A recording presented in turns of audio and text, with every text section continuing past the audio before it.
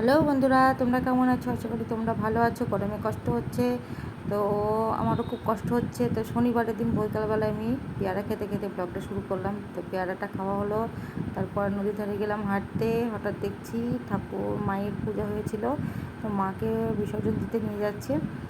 তো আমরা পেছনে পেছনে একটু গেলাম। নদীতে বিসর্জন দেয়, একদম বাড়ির সামনেই আমাদের নদী, সেই জন্য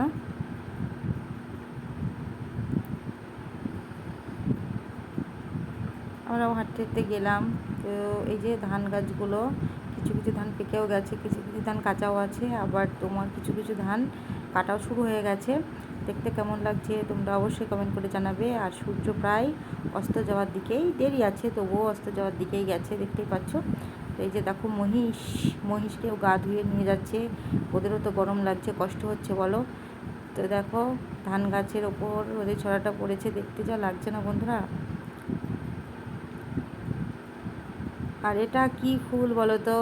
এটা হলো আমাদের শিব ঠাকুরের প্রিয় ফুল। যার যার লাগবে আমাদের এখান থেকে এসে নিয়ে যাবে।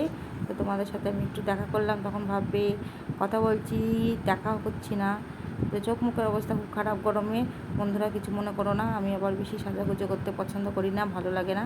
তো এটা কি তোমরা আমাকে অবশ্যই বলো তো। আমাকে তোমরা কমেন্ট করে অবশ্যই জানাবে, ঠিক আছে? আর এই যে কতগুলো ছাগল দেখো বাড়ি নিয়ে যাচ্ছে।